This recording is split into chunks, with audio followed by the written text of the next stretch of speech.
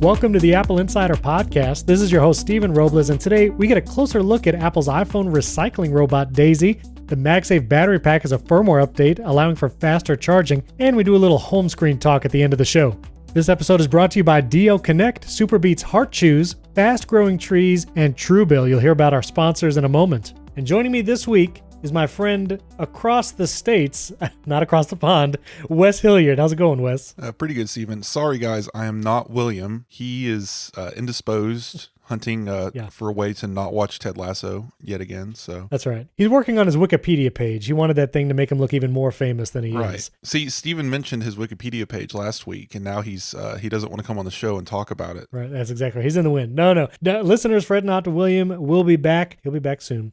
But real quick, let's do some 5-star review shout-outs. We got a bunch of them again. Thank you for these. Keep them coming. Have someone from Tampa. That's nearby me over in Central Florida, but Brian Garman from Tampa. He actually teaches at University of Tampa. Thank you for that. Alvaro Castro from Peru. International listener. That's awesome. Paco112 from USA. Alan TSB from the USA. Daz from Great Britain. Holglord from Chicago, and also in other internationals, we got Mateos Mac from Croatia. That's very cool. He's been listening since episode 1. Very cool. Paul Eduk from Fenland Falls, Ontario, Canada. I know we got a bunch of listeners up there, so thank you all for those reviews. All right, I wanted to do some quick follow-up because we had some emails and people write in. Number one, I'm curious if you ever do this, Wes, like when you travel, what you bring to like play stuff on either the hotel TV or do you just watch on your devices? But Mark via email was asking, because we talked about captive networks connecting your Apple TV to a hotel Wi-Fi and things like that. And he asked, why don't, maybe just bring an iPad with an HDMI adapter instead of a full Apple TV? And I will say, for sure, like that is definitely an option. I've done that before when traveling. I think it just depends if you're staying someplace for an extended period of time. Sometimes it's nice just to have that Apple TV permanently connected for the 4 or 5 days you're doing vacation or whatever. Wes, I don't know if you bring in any special devices when you travel or try to connect to the TV, but what's your travel entertainment viewing situation? It really depends on what I'm doing, where I'm going, and who I'm going with. If it's just me, if it's just for a short weekend, I don't usually expect to be in the hotel that much. I'm usually there for a reason, so I'm not spending much time in the hotel, so I'll usually do what I need to do, play Minecraft, whatever, on the iPad or whatever I have with me. If it's more for seeing friends, or maybe we've got a cabin for the weekend or something, I'll take a whole Apple TV, because those are very small and you can just hook those up pretty easily. Much less overhead. It has all the streaming apps that I want, and already have all the Jackbox games installed on it and stuff like that, so right. I don't have to really think about it. I usually actually keep a multi-port adapter in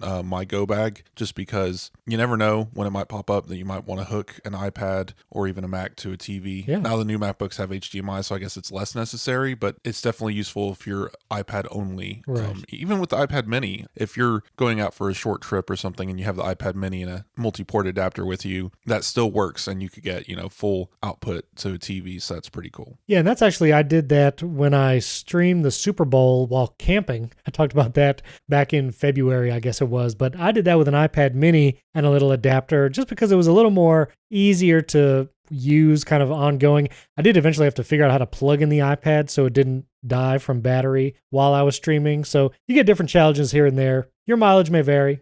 Choose the best situation. A lot of hotel TVs have like software installed to prevent you from using yes. HDMI switchers and stuff like that, and like lock you into the cable box that they have installed. I won't say that you can get around that, but you can get around that. Yes. It's a pain, but I'd say safest bet, if you have an Apple TV, just take it with you. Not really a big deal, but the iPad's absolutely a great option if you don't have an Apple TV laying around. Yeah. Now, we had a special episode come out this past Monday. Matthew Casanelli, he's now made his 3rd appearance. We're going to say he now makes biannual appearances to talk about shortcuts and the current state of Apple's automation tools. We had a listener write in, Carl. He was asking about an automation I talked about where when you open the Photos app, you can set this up in the Shortcuts app, in the Automations tab. You can have an app open or close be a trigger for an automation, and I do that to trigger the orientation lock to turn off and on when I have Photos open or closed. Basically, I keep my iPhone in rotation lock mode so it doesn't flip around if I'm in Safari or whatever. But when you go into the Photos app, a lot of times you want to be able to rotate it on its side so you can see a picture and landscape, or if you hand your phone to someone and they try to rotate it themselves. And so I set up that automation where when I open the Photos app, orientation lock turns off automatically without me even thinking about it. And then when I close the Photos app, just swiping up to go home, then rotation lock turns back on. And it's a little messy. You do kind of have to have two automations. You can do a toggle command, toggle orientation lock, but I found that to be a little less consistent. But Carl was suggesting it would be great if there was a app state is open command, basically saying whenever this app is front and center on screen, that would be a trigger for an automation. Fully agree. That would definitely make it a little easier, probably more consistent than having an app open or close, but that is not a trigger just yet. Maybe, hopefully WWDC will see some more triggers there. Right, that could definitely be something with Mac OS, because when you're dealing with a Mac, there's an active window. You could definitely have a shortcut run when something is an active window, but you really want something running every time you click on a window. So that's, I guess, a weird middle ground to ride.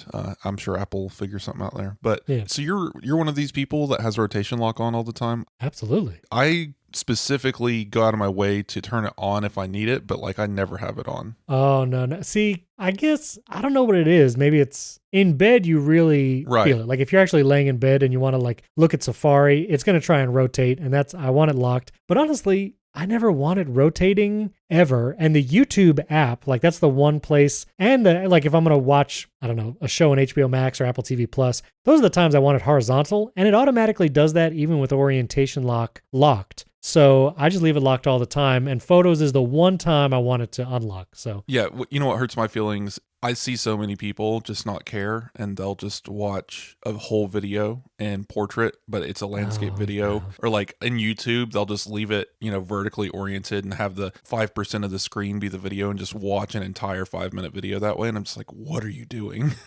Yeah, I see that too. I'll say I've been guilty of it only when I'm like using the phone while watching something.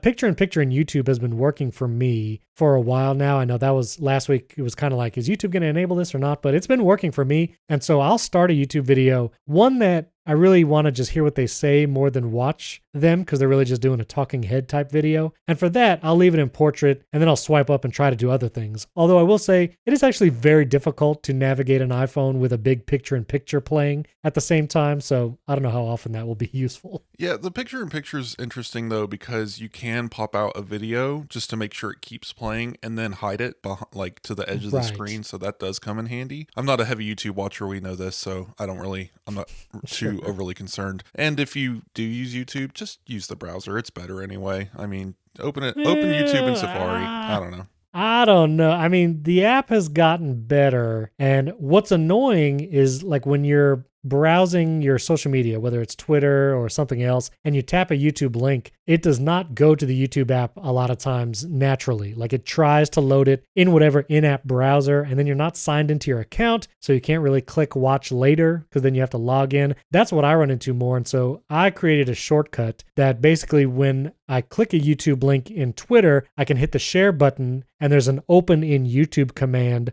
which will fling me over to the YouTube app, because then I'm logged in, it's in my account, and I can do watch later, I can like or comment. And so if you do a lot of YouTube or click a lot of YouTube links, you might want to think about doing that kind of shortcut, just because, I don't know, YouTube it doesn't naturally open the app as often as I'd like. Fairly certain that there's a Safari extension for this somewhere. Someone has to have made it. And there's also those other apps like Pipifier and stuff like that probably also just have extensions that automatically, like someone has done this, I'm sure. I don't think it violates any terms of service or anything, where they probably take control of YouTube and do certain things with it when you click on certain links. So that's just something worth looking into. I don't know for sure, but I feel like that's a thing. That's a good point. Listeners, if you have any YouTube extensions that you've been using, tweet at us. I'd like to know what you're using there. So I wanted to mention this real quick. The MagSafe Battery Pack, which came out almost a year ago, it was last summer. There's actually been a firmware update, which doesn't sound super exciting, but it has actually increased the speed of charging of that MagSafe battery pack,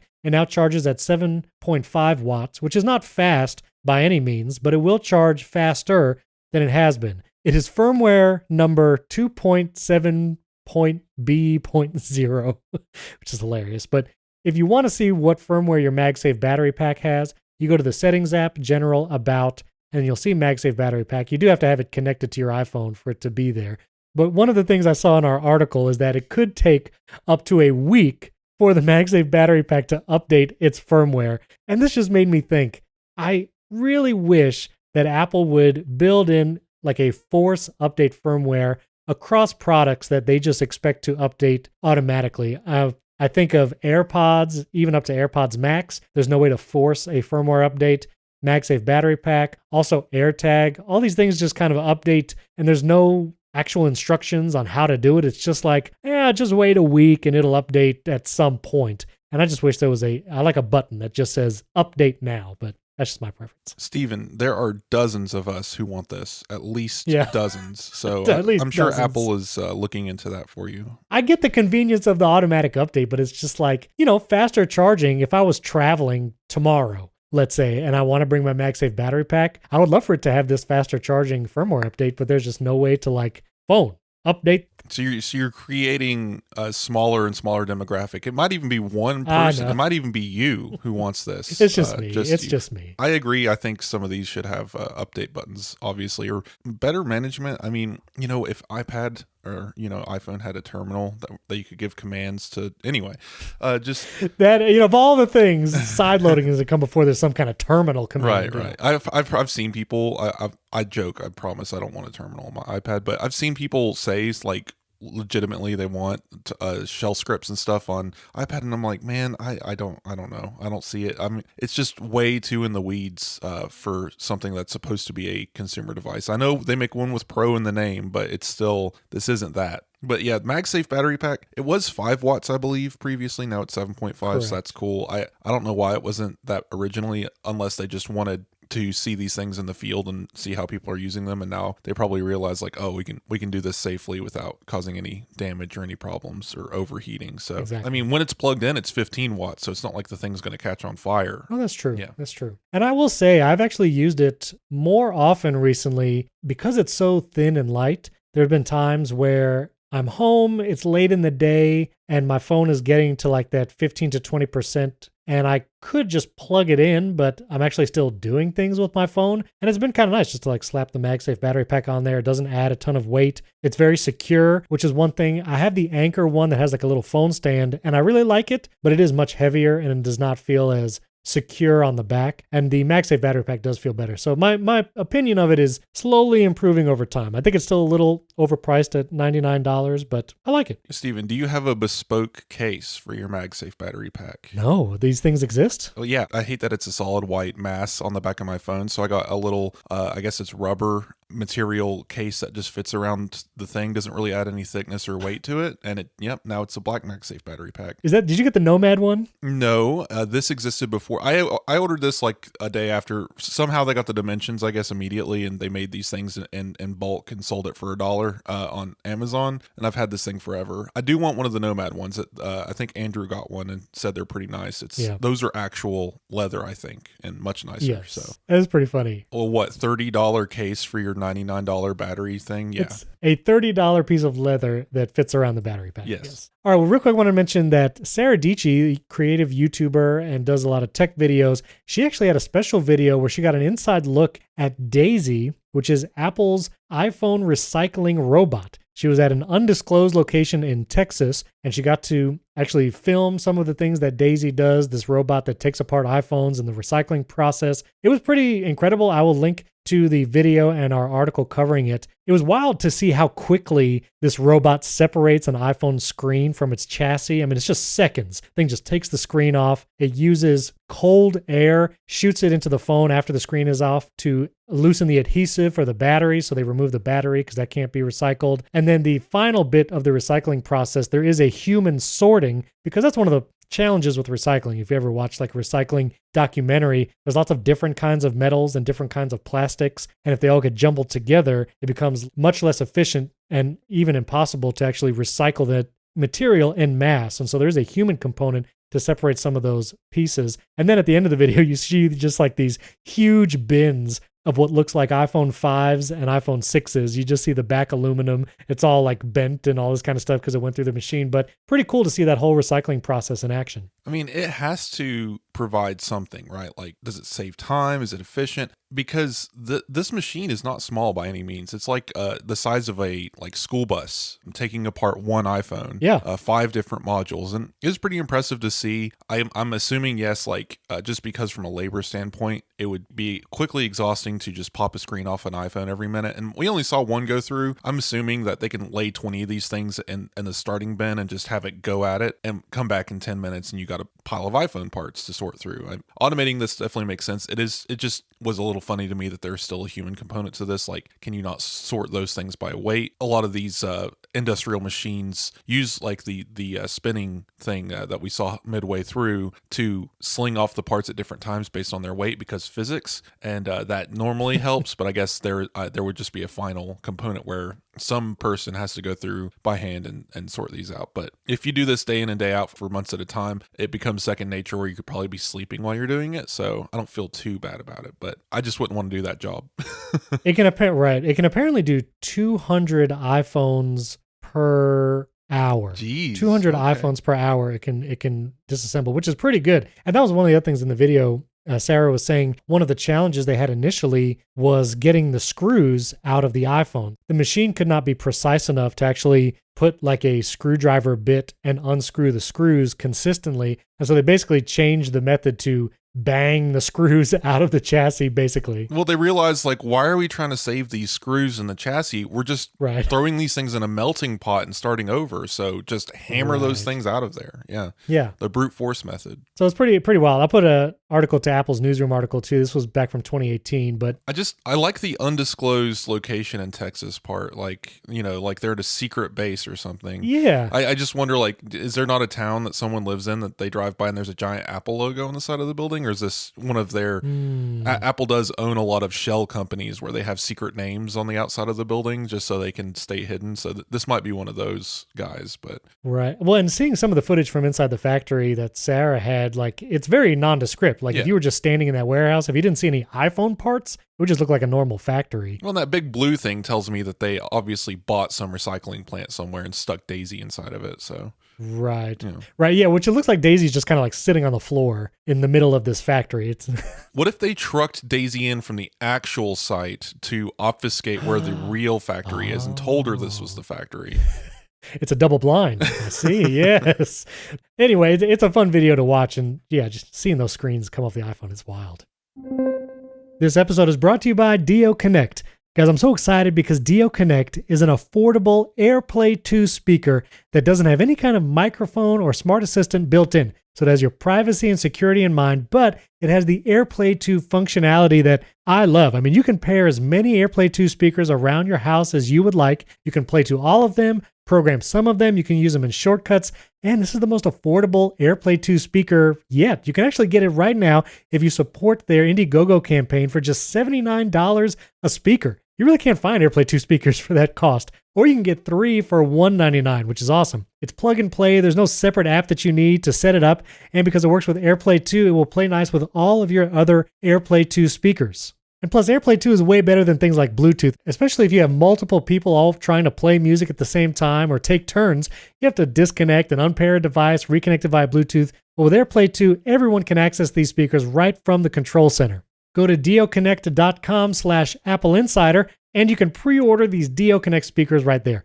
They launched pre-orders earlier this month, but they're ending in just 2 weeks. So you got to hurry. You get a special discount of 17% off, which ends then in 2 weeks.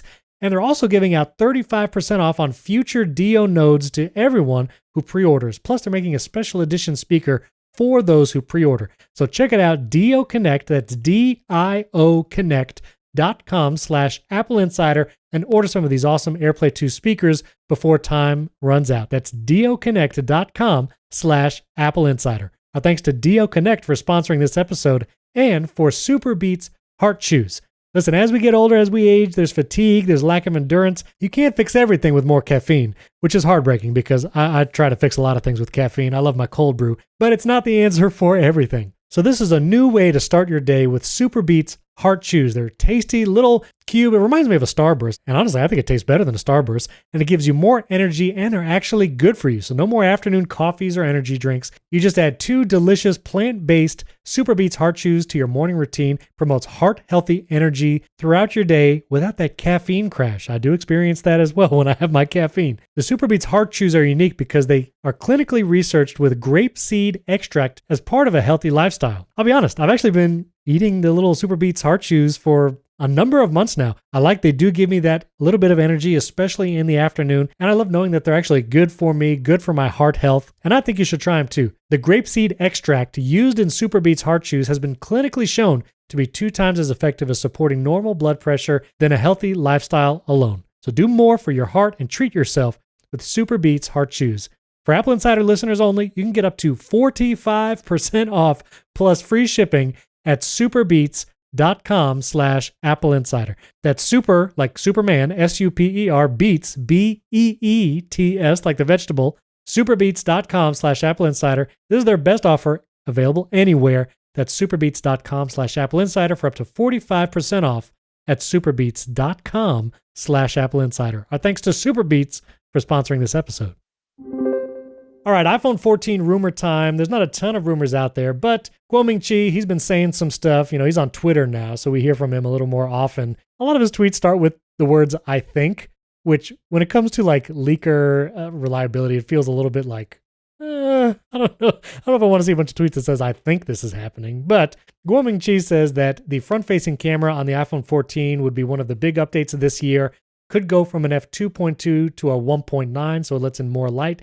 And that the front-facing camera on iPhone could get autofocus this year, which even up till now, even the iPhone 13 Pro, it is a fixed focus front-facing camera. So it would be adding autofocus to that front-facing camera. And this rumor we've heard several times that the back camera could go up to a 48 megapixel sensor, up from the 12 megapixel that we have now and that we've had for quite a number of years. That's the biggest thing that we've heard about iPhone 14. Oh, and there's been physical models leaked, images posted by Weibo. We actually got this last year with the iPhone 12, and these models were accurate to the body style. It doesn't tell you a lot about the phone, but it does show the iPhone 14 lineup, 14 and 14 Pro, and namely there is no mini model amongst this lineup, which were rumors we heard last year that the 13 mini might be the last mini we ever see from Apple. So I don't know. What do you think about these, Wes? So Ming Chi Kuo, man, I don't know what he's doing anymore.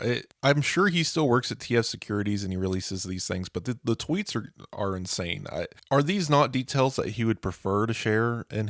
Yeah, I don't know. It's weird. Newsletters, like I'm assuming that it's just not good enough to actually put in the newsletter, and he can't stand by it. So it's more of a, this is an opinion, or this is I can't put my brand behind this, but this is me saying it. I would take the tweets a little less seriously than maybe his newsletter, but the autofocus, that's interesting. I'm seeing a fun combination of technologies coming together because technically speaking, the selfie camera is already capable of a wider field of view. It's not ultra wide, but it's wider than Apple's wide angle camera. Remember, if you combine a wide view, like an ultra wide view camera with autofocus, you get macro mode. So we're going to get macro eyeball shots with the selfie camera. Right. So that'll be interesting. I don't think Apple introduced the feature, but I like just by accident, I'm sure we'll get some very close autofocus, which will be very interesting for certain things that you might want to try.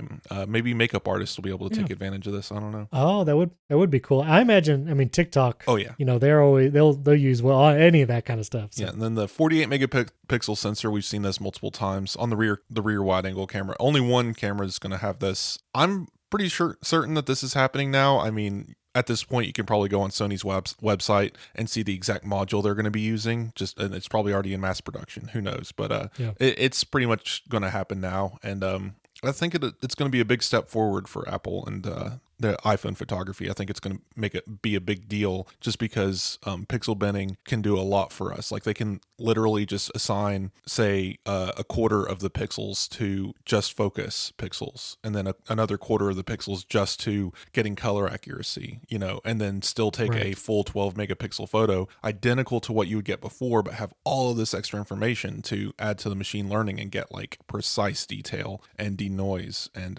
because there are other cameras out there, like I can't remember HTC or one of these brands that had like do you remember like how people were really crazy about some of these Windows Phone cameras? Oh, yes. The Lumia had like a crazy lens and it was just massive. It was like a dual lens system. It was one of the first cameras to do it. And they actually pioneered this technique where they would take a like, I don't know, 50 megapixel black and white photo and then colorize it using like a 5 megapixel color image. They were able to get a lot of detail out of that because they weren't relying on all these color capture in the larger sensor or whatever. So Yeah. Apple could do a lot of this just with pixel binning. So I'm excited to see how they handle it. And when you mentioned that Windows Phone, now I'm also reminded HTC used to do some crazy stuff. I remember they had a supposed 3D screen technology where you could see quote unquote 3D without glasses. Then they also had a dual camera system to capture supposed 3D images. And I remember I actually had a friend get one of those phones,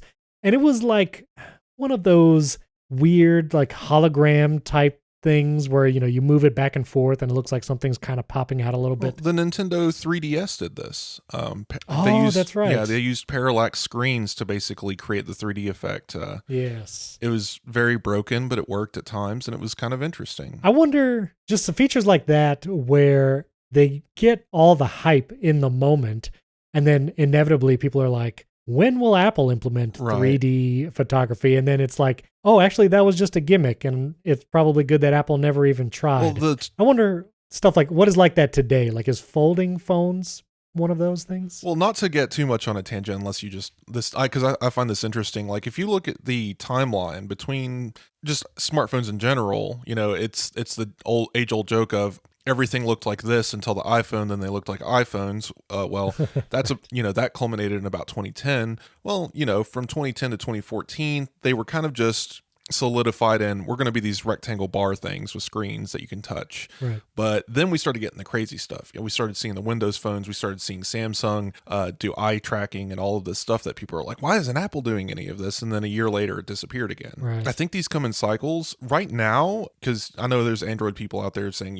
what about this phone? There's 30,000 different Chinese companies making these crazy phones. I follow a few leakers that leak Apple stuff, but they're mostly Android people. So I see a lot of these like Android phones that are coming out in China and just these other places that will probably never even get sold in US markets, but they have just 40 cameras on the back, and their screens are 8K and can film, and they're still doing this, but it's such a I think people got tired of it. I think they got tired of the gimmicky nature of a lot of these things, and I think a lot of the gimmicks are just bad, so we don't hear about it as often, and they're not being sold in the US. I mean, that's the problem with these monopoly powers is before we everyone would sell all these weird crazy phones to catch attention, but now it's basically just Samsung selling the same rectangle in 5 different colors. So right. I also remember, just to close the tangent, is 3D stuff. Not only was it in phones, but I remember 3D televisions were huge. And I was actually working at Circuit City around this time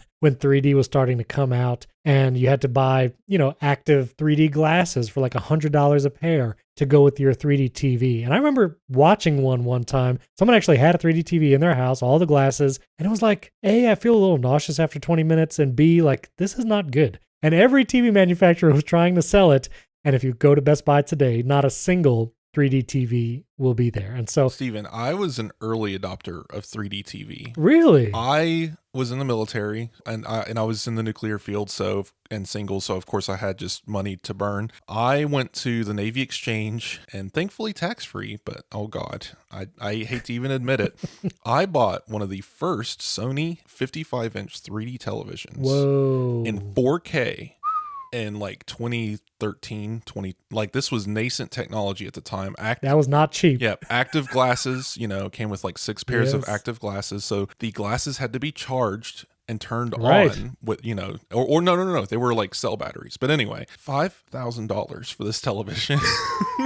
I hate it. I hate that I did that.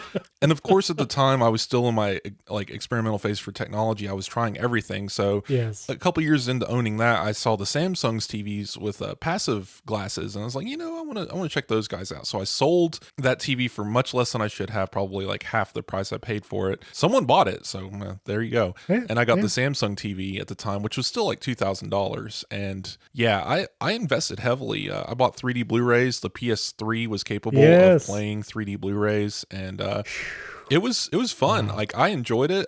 Yeah. Active was awful, but passive definitely was a lot better because active made you actively sick, I think is where the name comes from. But yeah, my 3D adventures ended with gosh, I wish I still had this thing. The very tiny 24-inch Sony television that looked like a PlayStation Portable. It was one of the early market entries into portable televisions for your PlayStation. And I could fit this thing, no kidding, in my locker on the ship on deployment. And I took it with me with my PlayStation so I could set up this TV in my bed, you know. And I ask people in the military, these beds are tiny. You cannot sit up in them. But I managed to steal a top rack so I could set up a little TV in my bed and play the PS3 in my rack with 3D glasses, and now it was so stupid.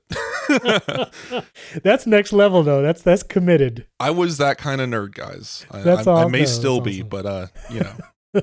That's hiding somewhere deep beneath the surface. Right. The 3D PS3 in your bunk bed. That's awesome. It was ridiculous. So child safety and messages. This was a feature that Apple launched to great controversy and stuff. This was when all the CSAM and child safety and messages was announced. We'll get to CSAM in a second, but child safety and messages where if a child receives an inappropriate image or an image containing nudity, it will be blurred out on their side. If they try to send one, there'll be a warning that comes up saying they probably shouldn't. This is a feature that is actually on and available here in the US. If you have a child iCloud account that's in your family and you have screen time settings set up, you can opt in. All of this is opt-in. It does not do it automatically, but there is a communication safety tab there in screen time, and you can turn this on. Check for sensitive photos is the toggle. And it's now expanding to the UK, Canada, New Zealand, and Australia. So this feature will be coming there. But I thought this was interesting because there's actually still no word on the CSAM image scanning. I know Apple does not want to use the word scanning, but that's kind of what all the headlines said.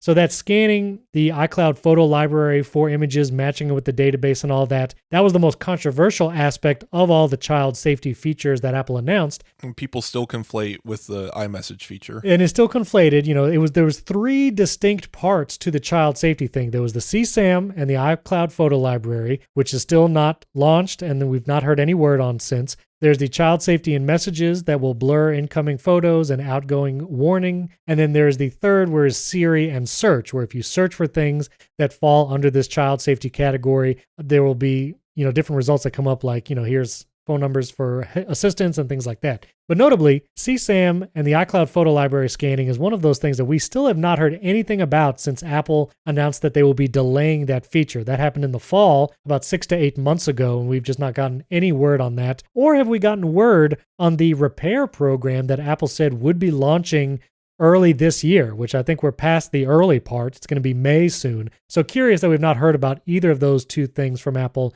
in the last several months. Well, let's take a few steps back because I want to address a couple of these. The messages feature, I know our listeners are smart, but just to recap, it's basically 13 and up because Apple doesn't really let you. I mean, I guess you can have a child account for kids under 13, but I don't even think you can turn this feature on unless they're over the age of 13. Is it? Both my kids are under 13 right now, and that communication safety is available for both of those. Okay. Because I think if I remember correctly, because this feature's changed several times, I think it was originally meant just for a certain age group, but right. That makes sense anyway. I think it was you could get parents could be notified if a photo is received or sent up to age 13. Then when they were older than 13, there would be no notification sent to parents. And right now, they changed that. No notification is sent to parents either way. This is completely isolated to the person's device. So Correct. It's a child account. So anyone under the age of 18 receives or sends an image, basically an algorithm, a la machine learning. Machine learning, yeah. Like I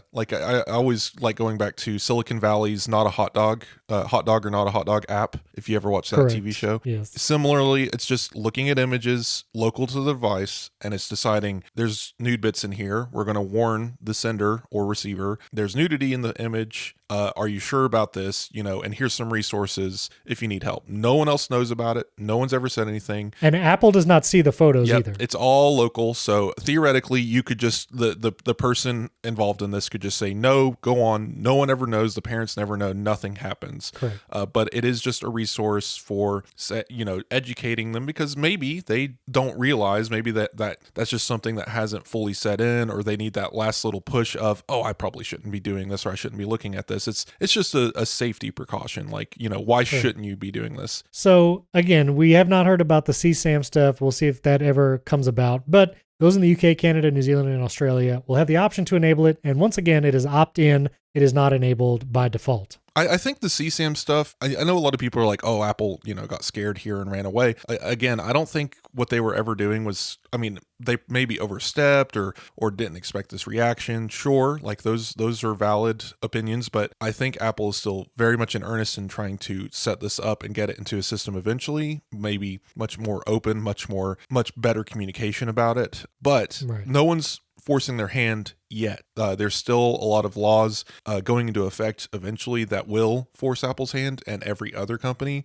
Most companies already do this type of stuff just in the server, and Apple's solution is to try and preserve people's privacy by not doing it in the server, by doing it on their device. But again, that comes into the question of, is it something that you should be doing on people's devices? Does it open the door to other countries inserting things into these systems to scan for terrorism, for example, or something like that? So there's a lot of questions that still need to be answered, but I don't think this has gone away. I'm sure we'll hear something about it once Apple gets all of their other protections in place and they're able to talk about this clearly and separately, which they should have done in the first place. Yeah, and I think this also might coincide, and there were some thoughts about this, is the iCloud backup encryption that Apple is working on, right? Which right now, certain aspects of your iCloud data is encrypted. Like your iMessages are encrypted when they are sent and received from your phone, but if your iMessages are backed up in an iCloud backup, that iCloud backup is not yet encrypted. So technically your messages could be seen there if some government agency asked for the backup file from iCloud. And one of the things Apple is working towards is for those iCloud backups of your devices to be totally encrypted as well. So those also could not be accessed and there's no backdoor. So I imagine that if and when CSAM does come back into the limelight and Apple announces that they are making the feature live, I think it will coincide with some of that iCloud backup encryption as well. So Apple can say, look, we are protecting our users' data even more, and that's why we're doing CSAM in this way. Yeah, give users maybe not an incentive, that's not the right word, but like at least a reason why they're doing it. Something more than, correct, here's this thing and goodbye, we're not telling you anything else. And that was just very poorly managed. Yeah, and it should not be a press release. Like I think Craig Federighi or somebody needs to get in a video and explain it for 12 minutes or something. Yeah, to round it all the way back, the repair program, I agree, it's odd that we're not hearing about it, but I think, again, this likely lies in the world situation we're dealing with. The supply chain may as well not exist. Mm-hmm. Right now, you can go to the store and there's just things missing that otherwise shouldn't be. Right. And getting massive amounts of parts located around the country, if not the world, to supply people to do self-repair and stuff, I don't think it's just a tenable thing right now. Like it would be great, and this would have probably been out months ago, if not for COVID. But a lot of people, maybe if they're not keeping up with the news, maybe if they're just not fully involved with this, but this stuff it's really going on. It's still very much there. COVID is driving the narrative behind the supply chain and how and when things ship, and like even just truck drivers moving things across the country is very difficult right now. So I couldn't imagine the struggle that Apple's having right now with trying to get something like this off the ground, which requires very strong supply chain response. So we'll see. Right, for sure. This episode is brought to you by our friends at Fast Growing Trees. I love when this sponsor comes around because you would not think to hear about trees and plants on a tech podcast. But listen, it's getting towards the summertime. Hopefully you're going to be spending more time outdoors, or maybe just on your patio. Maybe you're going to have pool parties and barbecues. Well, it'd be nice if your yard actually looks lively and has some great foliage around, maybe even gives you some like fruit and peppers and stuff. Well, Fast Growing Trees will deliver those plants, bushes, and shrubs right to your door. You don't have to worry about getting your car all messy trying to get a plant from your local hardware store, because you can order online and your plants are shipped to your door in 1 to 2 days. Plus, they have growing and care advice that's available for 24/7. And because I'm in Central Florida, they actually tell you what plants will thrive in your environment. That's a big deal. So you know the plants and trees you're getting will survive and thrive. So whether you're looking for privacy, shade, or adding some natural beauty to your yard, Fast Growing Trees has the perfect plants and expertise to help you find them. And listen, I don't have a green thumb. I have whatever the opposite of a green thumb is, where I will pretty much guarantee that plants will die in my presence.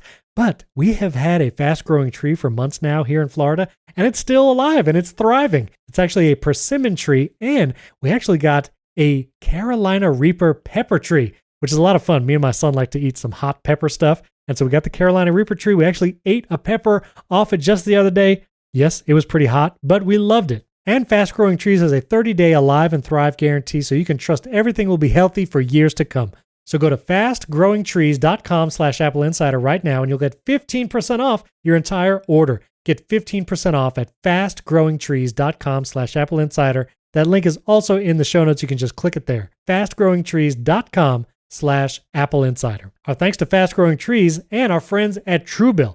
Listen, we all have a lot of subscriptions we pay for. Maybe it's app subscriptions, streaming services. You probably picked up some of those along the way. And a lot of times we forget to cancel those free trial subscriptions and end up paying every month for a long time until we catch it and cancel it. Well, Truebill is a new app that will help you identify and stop paying for those subscriptions you don't need, want, or simply forgot about. On average, people save up to $720 a year with Truebill.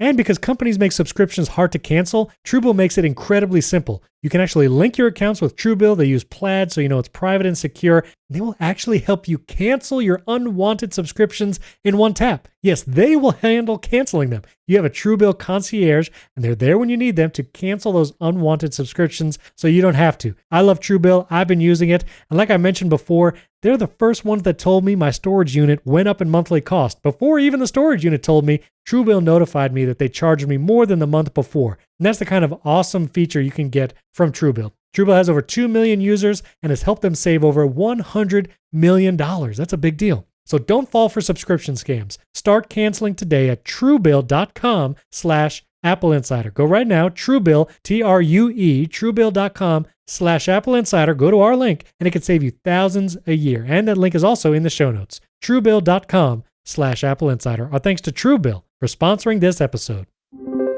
So in Europe, there is an Internal Market and Consumer Protection Committee, and they've actually recently voted 43-2 in favor of forcing USB-C to be a standard port on all smartphones sold in Europe. Now, this vote actually has to go to one more level, the European Parliament, in May of this year, May 2022, which is just next month as you listen to it. But this could be approaching that Apple would be forced to put a USB-C connector on iPhone. Now, this is interesting for a couple of reasons. Again, there's been lots of speculation. Will Apple ever do this? I was hopeful in the iPhone 12 and 13 era, but now I am less inclined to think that Apple would ever put USB-C on the iPhone unless they were forced to with some policy like this. Also, another caveat to that, though, is Apple actually does differ what comes in an iPhone box depending on what country that iPhone is sold in at times. For instance, if you buy an iPhone in France,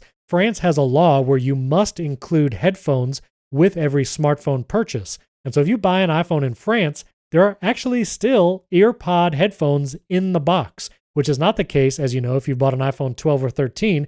Apple stopped including those headphones to most iPhones sold elsewhere. They're not even in the box. They're strapped to a box outside of the box. A rubber band that's holding the two boxes together. Like a backpack. Yeah, they're not. Okay. Yeah, they're not squeezing it in that little. It's not in the box, but they are forced to include it. You know, it's not any extra for it. And correct me if I'm wrong, it's something we'll have to look into. I think that's going away. I think France realized that's ridiculous. Oh, really? Because I think the original reason this existed was because they wanted to ensure that there was a hands-free communication device included in the box that would allow people to talk on the phone while driving without, causing safety issues. And I think they woke up one day and realized, Bluetooth and every other technology exists. This is a really dumb thing. I think it's either being repealed or has been repealed, but not something I've looked into recently. So, well, I'm curious then, this policy about USB-C, I know there was some talk, I'm not confident in this, but that Apple could get around this by not having any port on the device.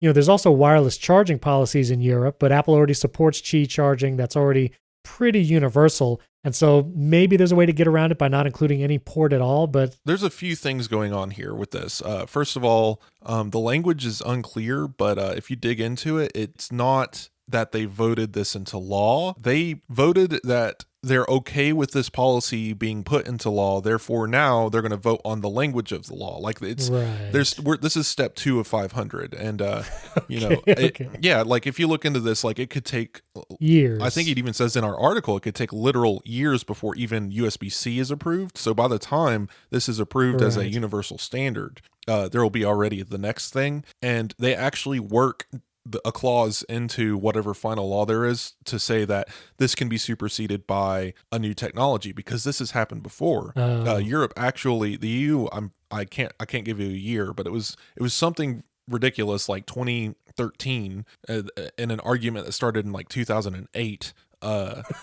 Yeah, like they passed a thing in 2013 saying that every phone should have micro USB, but it could be Right. superseded by a new technology. At the time, Apple moved from the 30 pin to Lightning, and therefore it was a new technology. So they were able to get around that. And I see. I think the same thing's about to happen here. And this whole thing is crazy because they have language that says they want to what's the word I'm looking for? Standardize magnetic charging systems, but Right. then everyone shrugs and says, "Isn't it already?" So there's a lot of stuff in here that, you know, I'll emulate William here and just say it's rubbish. And we'll Thank you. Yes. yeah, and we'll see where we end up in about 2030 when they finally get a final vote on this. So what you're telling me is we are still never going to see USB-C on an iPhone. Oh, absolutely not. No, by the time this is even in question, Apple will be 3 chargers down the road, if not no charger with MagSafe data transfer. So we'll see. All right. Oh well. I mean, I'm over it. I mean, I basically charge with MagSafe everywhere.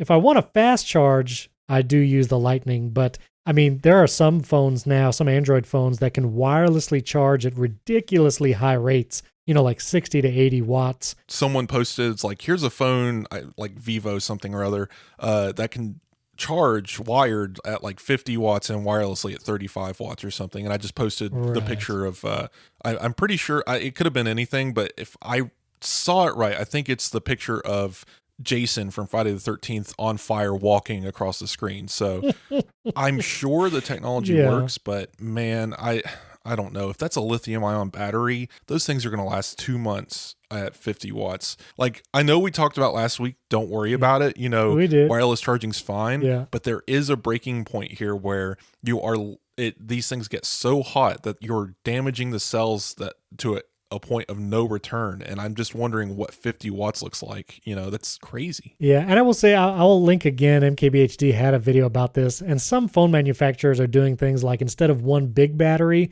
which trying to charge one big battery fast brings the heat level higher, and so you run the risk of that kind of stuff. They'll actually put 2 batteries as close to the size as the one, and charging 2 batteries at a slightly slower pace gives you an overall fast charge. So I don't know. It's complicated. So it's like pixel binning for Yeah. batteries. If you have 15 batteries and they're all charging at 5 watts, it's technically, you know, 75 watts or whatever. Something like that. Yeah. So I'll include that video again. It was an interesting video. Again, for the most part, if you're charging with anything Lightning or MagSafe, you're still fine. So you don't have to stress. Oh yeah. The existing Apple technology, you're safe. If you're buying some phone from China, I cannot tell you what is safe or what is not. Exactly. Especially the ones that charge through radio frequencies in the air. Anyway.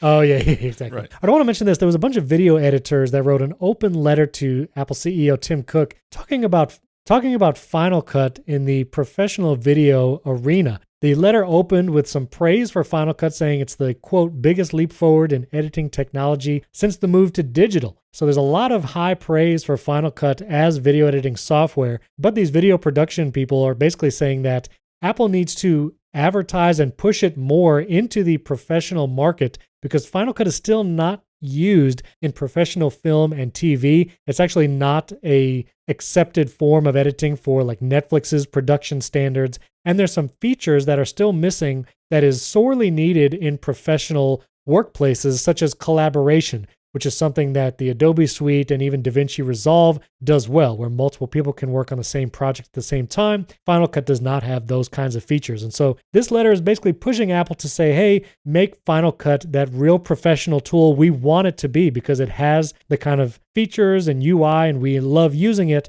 but it needs to be pushed more from Apple's side. I thought this was interesting. I love Final Cut, and I think Final Cut is really used in a lot of individual creative content people. But when it comes to those professional production houses for TV and film, it still just doesn't have those few things that they need to make it their default tool. Yeah, I didn't do the legwork here, and it would probably be too much for one person to attempt to. It would take like months to figure this out. But this is a petition on like petition.com that 288 signatures were applied. It just has names and locations like Scott from Nashville.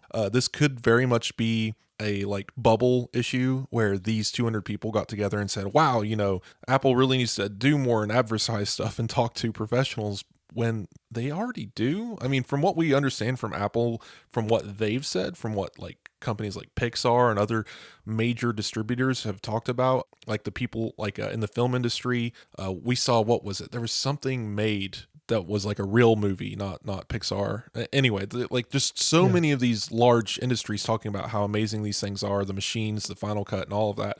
And then this team of, I don't know who they are, people. I mean, there's an editor of Big Sky, a US TV series on ABC. Like they have some big names. So at least a handful of these are actual big properties, and then a bunch of other people signed the petition. So I don't know how to verify anything beyond that. But I would say that it's just an interesting concept that like Apple isn't doing enough, when it seems like they spend a lot of time on these and they push these products. Now, yeah, you don't see an ad on YouTube or CNN for Final Cut, but I don't think you would see that for professional video use cases anyway. So yeah, to your point, I'm curious what it would mean. Now, Steven Sanders is one of the people that supposedly signed this petition. He's the editor-in-chief of the Fox TV series War of the Worlds, and he's saying the two big reasons that he's often not allowed to use Final Cut to edit the shows that he wants is collaboration, like I mentioned. But number two, he says that many professionals don't know how Final Cut works.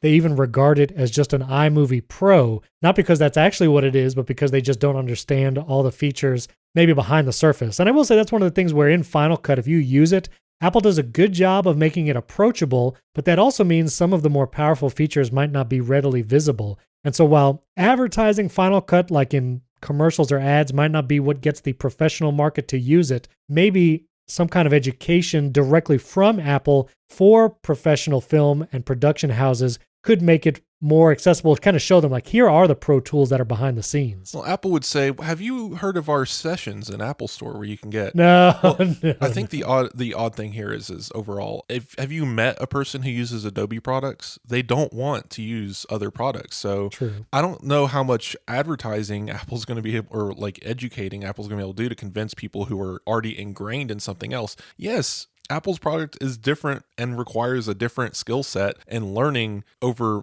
months of use of this tool to really get it down. And people who have been using Adobe's tool set for years and years are not going to look at Final Cut and think, oh yeah, that's perfect for my needs.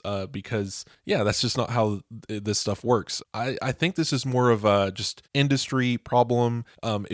If you're one of these people, obviously, like I'm speaking out of school, I don't know, but like generally the way these things work is if you want a specific tool in your job, you have to run it up the pole, explain why you want it and how it works and stuff like that. And it takes years for especially something like this big, making a TV show or a movie. Right. It takes years to transition from the old way to the new way. I don't know that this is really an Apple problem. I just thought I just find the whole situation interesting. And again, like I think these are very intelligent people. They know their industry. They know what they're doing. I just wonder what the end result would look like you said. Yeah. And I will say Apple is doing great work in Final Cut. There was a recent update, 10.6.2. We talked about it on last week's episode, but I've been using the voice isolation, which is a new feature in the latest version. It does a great job of cutting out background noise and even echo. I actually recorded in an echoey environment, and the voice isolation feature works incredibly well, even on par with Isotope, which is an audio plugin that I've also used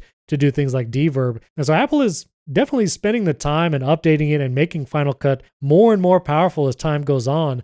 So I'm not exactly sure what they could do. I mean, in the education world or whatever, but I'll just say I love it. And so if you are trying to get into video editing, I do think Final Cut is an incredible tool. And obviously the people who signed this petition love it also. All right, well, I wanted to touch right here on the end. I did a tweet about, hey, what's your current home screen? And it kind of blew up again. People love sharing their home screens. Actually, I had some Android users in the thread as well, sharing theirs. I'll put Wes's tweet and my original tweet with the whole thread in the show notes if you want to check it out. Always interesting to see all the home screens, what apps people are using. So many really just using the stock and default apps on the iPhone. Some go super customizable, like they've customized their icons using shortcuts and the wallpaper, all of it. It's like super clean, super customized. So some of those are really nice.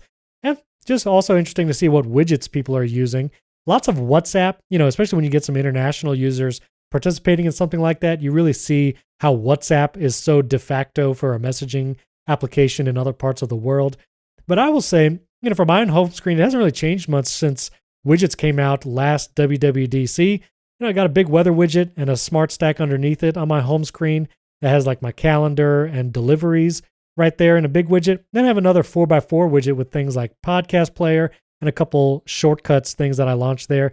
And that's kind of it. It's not super fancy. I didn't do icon customizations or anything like that. One thing I will say, I hope Apple betters widgets at WWDC, one, making them interactive where you don't have to jump into the app to make changes, but also making them more discoverable. I think apps will update and add widgets, but unless you actually launch the app or somehow go to the add widget screen and actually see new options there, kind of hard to discover what's new or what new widgets are available to you. So I think there could be better discovery there. I'm not sure how that could work, but I know you had a very customized home screen. I think you even got some custom icons going on. How do you have yours set up? First of all, I use focus modes like a crazy person. So I have focuses for sleep, work, personal, whatnot. And whenever focus mode is triggered, the home screen changes. And I only ever have one panel at a time. So in my screenshots, you'll see there's like 6 home screens. That's because each home screen is assigned to a focus mode. But when that focus mode is enabled, I only see one screen. Right. And so, for example, the personal screen, which is the first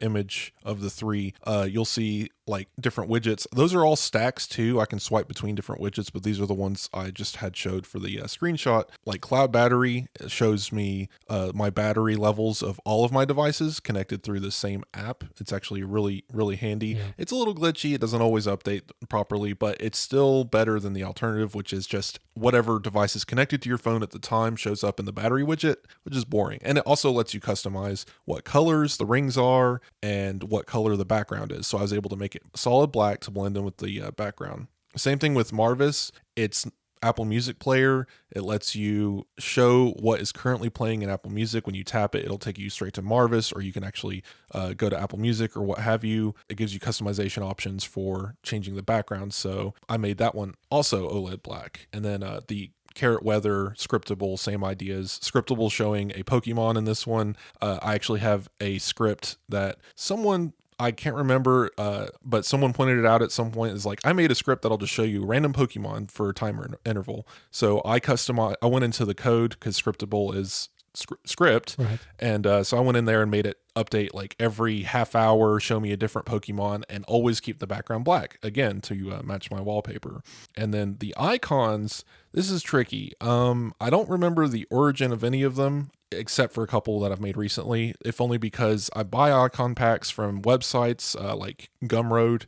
People make custom icons, but I've actually been making my own as well. So like you'll see the home thing. Someone made that house. I don't know who, but I took it into Affinity Designer, added a fill element, made a little orange and yellow field for it, and then exported it with a black background, and then used shortcuts to automatically open the home app when tapped, and added that icon as a custom icon as a bookmark to the home screen. So that's how you get that custom icon.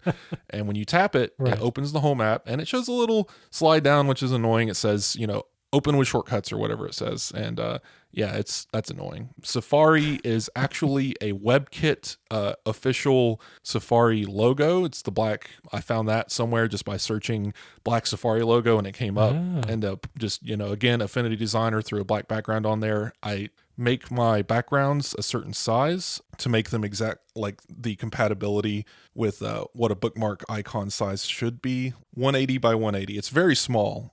It's like 180 by 180 pixels. The dock at the bottom, that's always there, even if you delete all of the icons. So I decided to have just 3 icons I access a lot. Again, custom went into Affinity Photo, made my own colorways, sampled the dock color background, and then made it the icon color background so they would blend in as well. There's no border around them, as you can tell. And that's the messages, photos, and Twitterific. But I used the Twitter logo and then customized it. Yeah. The Twitter icon, yeah. That is nice. I will put the podcast chapter art. I'll put my home screen for the time I talked and then Wes's home screen for when he is. And if you're in your podcast player, you can look at the image for the chapter and you will see these home screens as Wes and I talked about them. But it looks really clean. I do like that dock setup that you have. And I will also agree, focus modes. If you have not gotten into focus modes yet, I encourage you to try it out. I have several focus modes and I change my home screen based on what I'm focusing on and what work I'm doing. I have one called filming, which is really helpful because I have a home screen set up with kind of the apps I most use when I do like an iPhone tip or something, like the Shortcuts app or something. And that home screen will automatically appear. It doesn't have any personal information on it when I want to film it. So focus modes are really cool for that stuff, but also just day-to-day work, play, leisure. Create a home screen that doesn't have your email and Slack app on the home screen for the weekend or for when you're off. Right. And when you throw it into that focus mode, you don't have to worry about just memory, like muscle memory, opening Slack and email on your day off. Yeah, now this stuff can get really, really customized. There's actually a lot of apps in the App Store that you can get that help you do this. There's apps that'll automatically switch your wallpaper for you using Shortcuts. Yeah. There's apps that will actually generate icons for your apps and export it as like a zip file so that you can have a background wallpaper and then have matching icons that blend into the wallpaper of the background. And it's insane. I've seen a lot of people do this with like anime stuff and like these really highly detailed backgrounds. If you just search anything, Twitter, Google, whatever, for custom iOS backgrounds or custom iOS icons, you'll see a lot of examples of this popping up. This can go as deep as you want it. It's pretty wild. I will say as a closing comment, Apple really should in iOS 16 and iPadOS 16 introduce either an app or a place in settings where you can do all of this in one place. Set the custom icons, set the wallpaper, do all of it without the finagling of shortcuts. Yes, I agree. Well, listeners, feel free to tweet your home screen at us. Love to see what you got going on. Also, we had that special interview with Matthew Castanelli earlier this week, and I got one more special interview coming up next week. It was really good. It's already recorded. I'm just going to tease it here. So definitely tune in next week. Look at your podcast player. Well, Monday morning. There'll be a cool interview there. Also, again, Wes and I's Twitter handles are in the show notes. Reach out to us. We'd love to hear from you. Give us a 5-star rating and review on Apple Podcasts or Spotify. If you listen there, you can give reviews there now as well. And as always, thanks for tuning in. We'll catch you next time.